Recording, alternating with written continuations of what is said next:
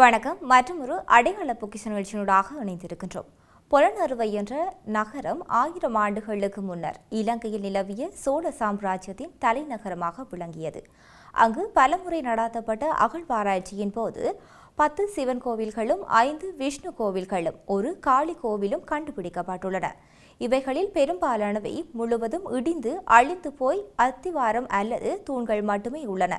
இவைகளில் மிகவும் பழைய கோவில்கள் 1000 ஆண்டுகளுக்கு முன்னர் சோழர்கள் கட்டியது. அவர்களுக்கு பின்னர் பாண்டிய வம்ச மன்னர்கள் சில கோயில்களை கட்டுகின்றார்கள். சில ஆலயங்கள் கலிங்கு மாகன் என்ற மன்னர் காலத்தைச் சேர்ந்தவையாக காணப்படுகிறது.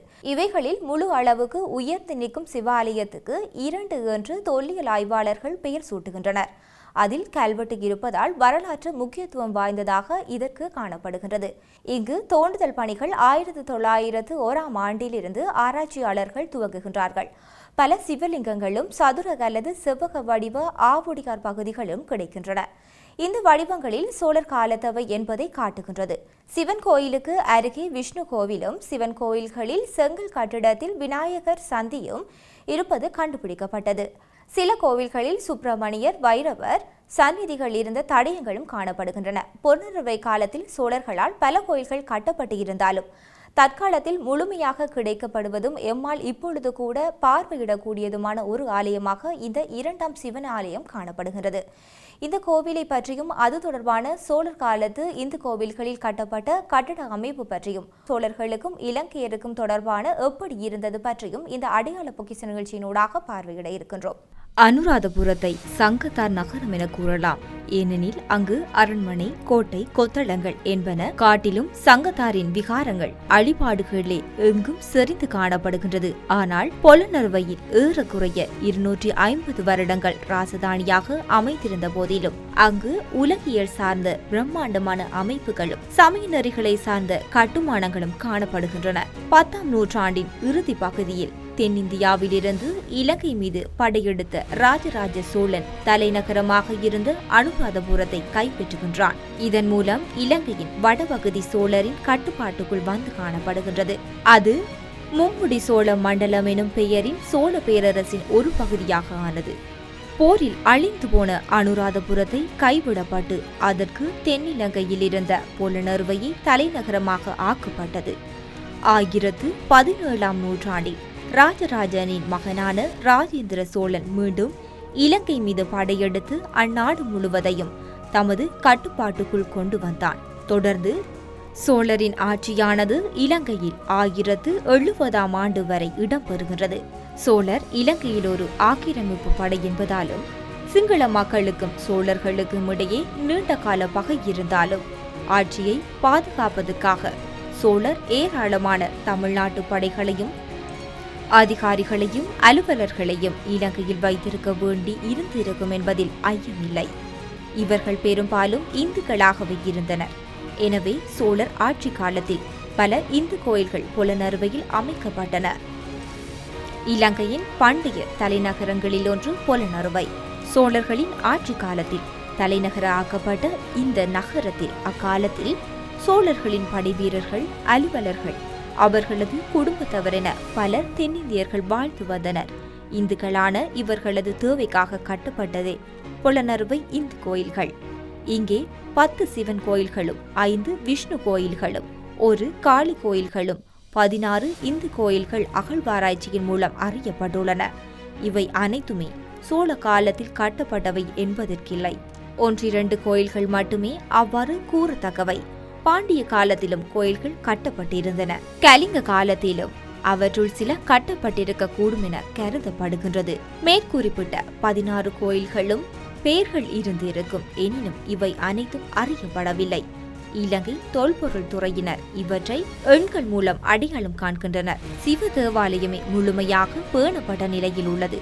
இது தவிர்த்து 5 சிவ தேவாலயமும் ஓரளவுக்கு நல்ல நிலையில் உள்ளது. ஏனையவற்றுள் பெரும்பாலானவை அடித்தளம் மூலமாக குறைந்தளவு தடயங்களை காணப்பட்டுள்ளன.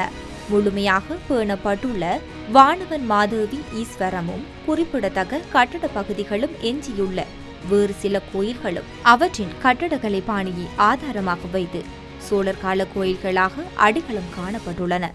அத்துடன் வானவன் மாதேவி ஈஸ்வரத்தில் காணப்பட்ட கல்வெட்டின் துணை கொண்டு அது முதலாவது ராஜேந்திர சோழனின் ஆரம்ப காலத்தைச் சேர்ந்தது என கணிக்கப்படுகின்றது. முதலாவது சிவ தேவாலயம் பாண்டியர் கட்டடக்கலையின் பாணியில் அமைக்கப்பட்டது. இது 12 அல்லது 13ஆம் நூற்றாண்டைச் சேர்ந்தது என கருதப்படுகின்றது. போதிய சான்றுகள் காணப்படாமையால் ஏனையவற்றின் காலத்தை சரிவர அறிய கிடைக்கவில்லை. இங்கே கட்டப்பட்ட பெரும்பாலான இந்து கோயில்கள் அளவில் சிறியன. இங்கே வாழ்ந்த இந்துக்களில் பலர் இவ்விடங்களில் நிரந்தரமாக ஆர்வம் கொண்டவர்களாக இருந்திருக்க முடியும். அத்துடன் உள்ளூர் மக்களை மதம் மாற்றும் முயற்சியிலும் சோழர்கள் ஈடுபடவில்லை. இதனால் தமிழ்நாட்டில் கட்டப்பட்டது போன்ற பெரிய கோயில்கள் இலங்கையில் சோழர்களால் கட்டப்படவில்லை. வானவன் மாதேவி ஈஸ்வரத்தின் அமைப்பு சோழர் கால திராவிட கட்டடக்கலை பாணியைச் சேர்ந்தது. இக்காலத்தில் அமைக்கப்பட்ட ஏனைய கோயில்களும் அப்பாணியை பின்பற்றியிருக்கலாம் என வானவன் மாதேவி ஈஸ்வரம் என்பது இலங்கையில் பண்டைய தலைநகரங்களில் ஒன்றாகிய புலனறுவையில் சோழர்களால் கட்டப்பட்ட ஒரு சிவன் கோயிலாகும். 10ஆம் நூற்றாண்டின் இறுதி தொடக்கம் 1070ஆம் ஆண்டு வரை இந்த தலைநகரமாக கொண்டு ஆட்சி நடாத்திய சோழர்கள் அமைந்த கோயில்களும் முழுமையாக எஞ்சியது இதுவே. இக்கோயில்கள் கண்டுபிடிக்கப்பட்ட முதலாம் ராஜேந்திர சோழனின் ஆரம்ப கல்வெட்டு சான்றை கொண்டு இக்கோயில் 11ஆம் நூற்றாண்டின் முற்பகுதியைச் சேர்ந்தது என கருதப்படுகின்றது. ராஜராஜ சோழனின் மகனான முதலாம் ராஜேந்திரனின் தாயின் பெயர் வானவன் மாதேவி என அறியப்படுகின்றது. எனவே தனது தாயின் பெயராலேயே இந்த கோயிலை அவன் அமைத்திருக்கக்கூடும். வானவன் மாதேவி ஈஸ்வரம் திராவிட கட்டடக்கலையில் சோழர் பாணியில் ஆரம்ப காலத்தை பிரதிபலிக்கின்றது. சோழர்களின் குறிப்பிடத்தக்க கட்டடக்கலை படைப்புகளில் இக்கோயிலையும் சேர்த்துக் கொள்ளலாம். இக்கட்டட தமிழ்நாட்டில் கட்டப்பட்ட கோயில்களைப் போலன்றி அளவில் சிறியதாக காணப்படுகின்றது. கருவறையும் அதன் முன்னால் ஒரு மண்டபத்தையும் கொண்ட இக்கோவில் கருவறையில் வெளிப்புறம் 20 அடி 6 அங்குலம் அளவு கொண்ட சதுர வடிவிலான, உட்புறம் 9 அடி 4 அங்குலம் சதுரமாகும். அதிலிருந்து அதன் கருவறையை சுவர் 5 அடி 6 அங்குல தடிப்பு கொண்டது என அறிய முடிகின்றது. அதன் முன் மண்டபம் 16 அடி நீளமும் 9 அடி 4 அங்குலம் அகலமும் கொண்டது. கருவறையின் மீது அமைந்துள்ள விமானம் நிலத்திலிருந்து 31 அடி 9 அங்குலம் உயரம் கொண்டதாக உள்ளது. திராவிட கட்டடக்கலைக்கு புலனறுவையில் சோழர்கள் ஆட்சியில் இருந்தபோது இந்து கலாச்சாரம் மற்றும் கட்டடக்கலை வலுவான இருத்ததை காட்டுகின்றது. வானவன் மாதேவி ஈச்சரம் பூரணமாக கல்லால் கட்டப்பட்டதும் ஈழத்தில் வளர்ந்த திராவிட கலையின் ஒரு முக்கிய எடுத்துக்காட்டாக இது காணப்படுகின்றது. இதன் மண்டபம், கர்ப்பகிரகம், உள் மண்டபம் போன்ற இந்து சமய கோயில்களில் காணப்படும் பழமையான அமைப்புகள் இதில் காணப்படுகின்றன. பொலனறுவை நகரை ஆண்ட சோழர்கள் கட்டிய கோயில்களில் முழுமையாக எஞ்சியிருக்கும் ஒரே ஒரு கோயில் இந்த கோயிலாகும். அடித்தளமும் அமைப்பும் இவை சிவ வழிபாட்டு அம்சங்களை உள்ளடக்கி இருக்கின்றன. கோயிலின் கட்டுமான அமைப்பு மற்றும் கோயில் கோபுரங்கள் போன்றவை தென்னிந்திய பாணியை ஒத்திருக்கின்றன.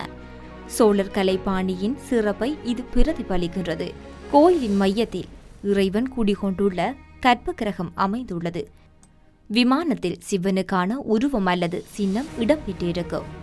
இதன் சிற்பக்கலை சோழர்களின் சிற்பக்கலை திறனையும் பரதநாட்டியத்தின் தாக்கத்தையும் தென்னிந்தியாவிற்கு இலங்கைக்கும் இடையிலான கலாச்சார பரிமாற்றத்தையும் இவை எடுத்து காட்டுகின்றது. இதன் கல்வெட்டு இந்து ஆலயங்களில் சோழர் காலம் மற்றும் அதற்கு பிந்தைய காலத்துக்கு தமிழ் கல்வெட்டுகள் கண்டறியப்பட்டுள்ளன. இதன் சிலைக்கலையாக சோழர் கால சிற்ப நுட்பத்தின் சிறப்புகளும் பொலனறுவையில் கண்டுபிடிக்கப்பட்ட நடராஜர் போன்ற வெண்கல சிலைகள் சோழர் காலத்துக்கு உலோக சிற்ப நுட்பத்தின் தெளிவான எடுத்துக்காட்டுகளாகும். மேலும் அவை சோழர் கலாச்சாரத்தின் செல்வாக்கை வெளிப்படுத்தி நிற்கின்றன. இந்த பகுதிகளில் கண்டெடுக்கப்பட்ட பல இந்து கோயில்கள் குறிப்பாக சோழர் காலத்திலும் போது உருவாக்கப்பட்டவை அக்காலத்தின் சிற்பக்கலை நுட்பங்களை பிரதிபலிக்கின்றன. வெங்கல சிற்பங்கள் சோழர்களின் கலை வடிவத்தை பிரதிபலிக்கின்றன. வெங்கல சிலைகள் அக்காலத்தில் மிகவும் பிரபலியமாக இருந்தன. இவை பெரும்பாலும் சிலைகளாக காணப்படுகின்றன. கற்கருவிகள் கோயில்களில் கட்டடங்களிலும் சிலைகளிலும் கல் பயன்படுத்தப்பட்டு நுட்பமான செதுக்கல்கள் மற்றும் அலங்கார வேலைப்பாடுகள் செய்யப்பட்டிருக்கும். சிவாலயங்கள் சோழர்கள் கட்டிய வானவன் மாதேவி ஈச்சரம் போன்ற சிவாலயங்கள் இன்று அவர்களின் கட்டடக்கலை மற்றும் சிற்ப நுட்பங்களின் சான்றுகளாக இருக்கின்றன. இந்த சோழர் காலத்து தாக்கங்கள் பொலனறுவை சிவன் கோவிலில் உள்ள சிலைகளில் தெளிவாக பிரதிபலிக்கின்றன. அவை இந்து கலை மற்றும் கட்டிடக்கலை வரலாற்றின் ஒரு முக்கிய பகுதியாக காணப்படுகின்றன. சோழர் காலத்தில் கட்டப்பட்ட இன்று வரை முழுமையாக எஞ்சிருக்கும் சிவாலயங்களில் இதுவும் ஒன்றாக காணப்படுகின்றது. இது இந்த கோயில்களில் ஒரு பகுதியாகும். இந்து கலையை ஊக்குவிப்பதற்கான ஒரு ஆதாரமாகவும் உள்ளது. அந்த காலங்களிலே எமது நாட்டில் சிங்களவர்களும் தமிழர்களும் ஒன்றாக வாழ்ந்ததற்கான சான்றுகளாக இது காணப்படுகின்றது.